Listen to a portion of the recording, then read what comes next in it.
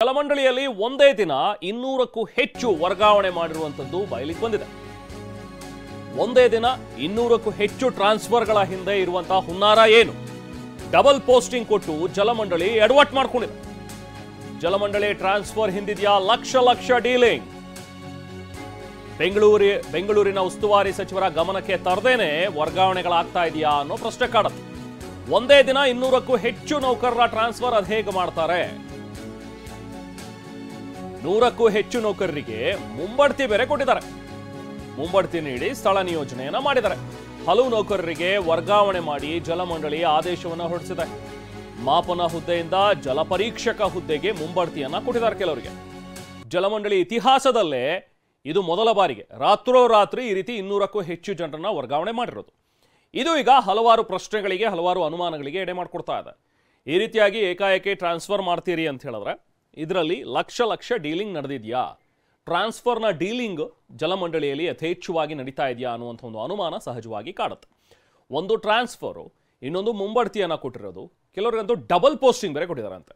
ಮೊದಲೇ ಈಗಷ್ಟೇ ಡಿ.ಕೆ. ಶಿವಕುಮಾರ್ ಅವರ ಮಾತುಗಳನ್ನು ನಾವು ಕೇಳ್ತಾ ಇದ್ವಿ. ಅವ್ರು ನಿನ್ನೆ ಹೇಳ್ತಾ ಇದ್ರು, ಜಲಮಂಡಳಿಯಲ್ಲಿ ಹಣ ಇಲ್ಲ, ನಮಗೆ ಹಣ ಕ್ರೋಢೀಕರಿಸಬೇಕು, ಸೊ ಹಾಗಾಗಿ ನಾನು ನೀರಿನ ರೇಟನ್ನು ಜಾಸ್ತಿ ಮಾಡ್ತೀನಿ. ಅದು ಯಾರು ಜಗಳ ಮಾಡಿದ್ರು ಸರಿ, ಅದು ಯಾರು ಬೈದರೂ ಪರವಾಗಿಲ್ಲ, ಮೀಡಿಯಾದವರಾದರೂ ಬೈರಿ, ಜನ ಆದರೂ ಬೈಲಿ, ಬಟ್ ನಾನಂತೂ ಹೈಕ್ ಮಾಡ್ತೀನಿ. ಯಾಕಂತ ಹೇಳಿದ್ರೆ ನಮಗೆ ಹಣದ ಕೊರತೆ ಇದೆ ಜಲಮಂಡಳಿಯಲ್ಲಿ ಅನ್ನೋ ಒಂದು ಮಾತುಗಳನ್ನು ಹೇಳ್ತಾ ಇದ್ರು. ಜಲಮಂಡಳಿಯಲ್ಲಿ ಮೊದಲೇ ನಿಮ್ಮ ಹತ್ರ ಹಣದ ಕೊರತೆ ಇದೆ ಅಂತ ಹೇಳಿದ್ಮೇಲೆ ಈ ಮುಂಬಡ್ತಿ ಡಬಲ್ ಪೋಸ್ಟಿಂಗ್ ಹೇಗೆ? ಟ್ರಾನ್ಸ್ಫರ್ಗಳು ಯಾಕೆ?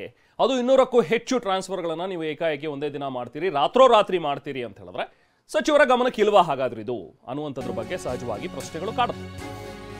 ವಾಟರ್ ಇನ್ಸ್ಪೆಕ್ಟರ್, ಕ್ಲರ್ಕ್, ಹೆಲ್ಪರ್ಗಳಿಗೆ ವರ್ಗಾವಣೆಯ ಭಾಗ್ಯ ನೋಡಿ. ಪೋಸ್ಟಿಂಗ್ ಮತ್ತೆ ಟ್ರಾನ್ಸ್ಫರ್ನಲ್ಲಿ ಲಕ್ಷ ಭ್ರಷ್ಟಾಚಾರ ಆಗಿದೆ ಅನ್ನುವಂಥದ್ರ ಬಗ್ಗೆನೂ ಕೂಡ ಆರೋಪಗಳು ಕೇಳಿ ಬರ್ತಾ ಇವೆ.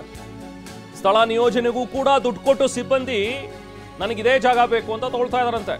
ಆಡಳಿತಾಧಿಕಾರಿ, ನೌಕರರ ಸಂಘದ ಅಧ್ಯಕ್ಷರ ವರ್ಗಾವಣೆ ದಂಧೆ ಇದು ಅಂತ ಹೇಳಿ ಆರೋಪಗಳು ಕೇಳಿ ಬರ್ತಾ ಇವೆ. ಮುಂಬಡ್ತಿಯಿಂದ ಜಲಮಂಡಳಿಗೆ ಹೆಚ್ಚು ಸಂಬಳ ಪಾವತಿಸಬೇಕಾಗತ್ತೆ. ಮೊದಲೇ ಸಾಲದ ಸುಳಿಯಲ್ಲಿದೆ ಜಲಮಂಡಳಿ, ನಮ್ಮ ಹತ್ರ ದುಡ್ಡಿಲ್ಲ ಅಂತ ಹೇಳಿ ಸಚಿವರೇ ಹೇಳ್ತಾ ಇದ್ದಾರೆ. ಒಬ್ಬರಿಗೆ ಎರಡೆರಡು ಪೋಸ್ಟಿಂಗ್ ಕೊಟ್ಟು ಎಡವಟ್ ಮಾಡ್ಕೊಂಡಿದೆ ಈಗ ಜಲಮಂಡಳಿ ನೋಡಿ. ವಾಟರ್ ಇನ್ಸ್ಪೆಕ್ಟರ್, ಕ್ಲರ್ಕ್ ಮತ್ತು ಹೆಲ್ಪರ್ ಎಲ್ಲರಿಗೂ ಕೂಡ ವರ್ಗಾವಣೆ ಭಾಗ್ಯ ಸಿಕ್ಕಿದೆ. ಅಂಡ್ ಕೇಳಿದ ಕಡೆ ಪೋಸ್ಟಿಂಗು, ಅದಕ್ಕಿಂತಷ್ಟು ದುಡ್ಡು ಕೊಡಬೇಕಂತೆ. ಈ ಥರದ ಒಂದು ದಂಧೆ ನಡೀತಾ ಇದೆ ಅಂತ ಹೇಳಿ ಆರೋಪಗಳು ಕೇಳಿ ಬರ್ತಾ ಇವೆ. ಇದಕ್ಕೆ ಈಗ ಜಲಮಂಡಳಿ ಉತ್ತರ ಕೊಡಬೇಕು, ಉಸ್ತುವಾರಿ ಸಚಿವರು ಉತ್ತರ ಕೊಡಲೇಬೇಕು. ಇದಕ್ಕೆ ಯಾಕೆ ಈ ಟ್ರಾನ್ಸ್ಫರ್ನ ನಿಜಕ್ಕೂ ದಂಧೆ ನಡೀತಾ ಇದೆಯಾ, ದಂಧೆಯಾಗಿ ಮಾಡ್ಕೊಂಡಿದ್ದಾರಾ, ಅಥವಾ ಏಕಾಏಕಿ 200ಕ್ಕೂ ಹೆಚ್ಚು ಟ್ರಾನ್ಸ್ಫರ್ ಮಾಡುವಂಥ ಔಚಿತ್ಯ ಏನಿತ್ತು, ಅಷ್ಟೊಂದು ತೀರಾ ಅನಿವಾರ್ಯತೆ ಏನಿತ್ತು ಅನ್ನುವಂಥದ್ರ ಬಗ್ಗೆ ಟಿವಿ9 ಇವತ್ತು ಪ್ರಶ್ನೆಯನ್ನು ಎತ್ತಿದೆ. ಈ ಪ್ರಶ್ನೆಗೆ ಸಚಿವರು ಉತ್ತರವನ್ನು ಕೊಡಬೇಕು.